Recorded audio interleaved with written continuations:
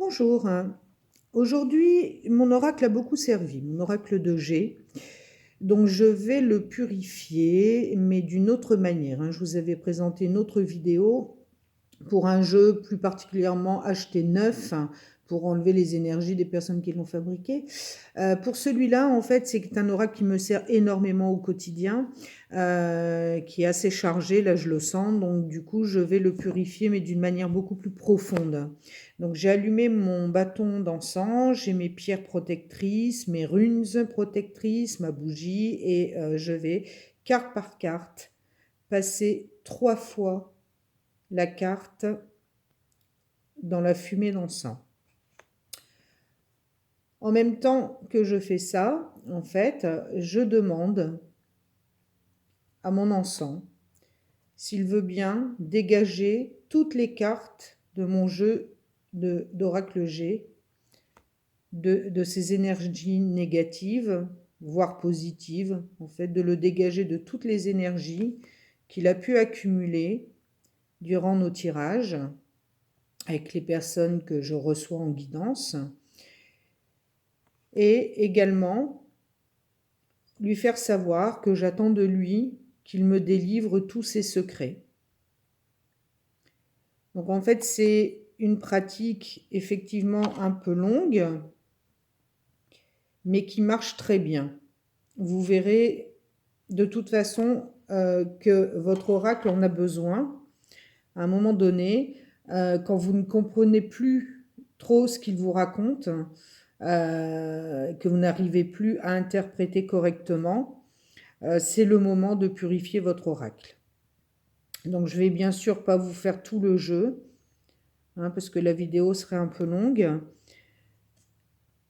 mais je voulais vous montrer la technique la plus appropriée, bien sûr.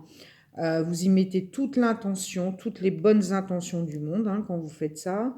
Vous respectez votre jeu, vous l'aimez, vous le remerciez pour tout ce qu'il vous apporte, tout ce qu'il vous a apporté, tout ce qu'il vous apportera, hein, puisque c'est un outil formidable pour avoir des réponses claires et précises au quotidien, pour savoir ce qui va se passer dans votre semaine ou vos rapports avec les gens. Enfin, vous pouvez poser ce que vous voulez à l'oracle G. Simplement, pour moi, c'est un oracle en fait dont la durée des prédictions ne dépasse pas les 12 mois. En général, ce sont des choses qui se passent très rapidement. Donc, si vous ne l'avez pas encore, cet oracle, je vous invite à à vous le procurer parce que c'est vraiment, en tout cas pour démarrer, c'est vraiment un outil facile parce que ces dessins, enfin la symbolique en fait de chaque carte est quand même relativement évidente. Donc ça vous entraîne à développer votre ressenti. Et puis vous verrez qu'au fur et à mesure des semaines, des mois, des années qui passent, parce que moi ça fait quand même de nombreuses années que je l'utilise, vous allez découvrir des associations de cartes avec l'oracle G, parfois surprenantes. Ce que vous pouvez faire, en fait, par exemple, c'est le matin, vous faites un petit tirage, soit une coupe, soit un petit tirage de 3 cartes que vous pouvez recouvrir.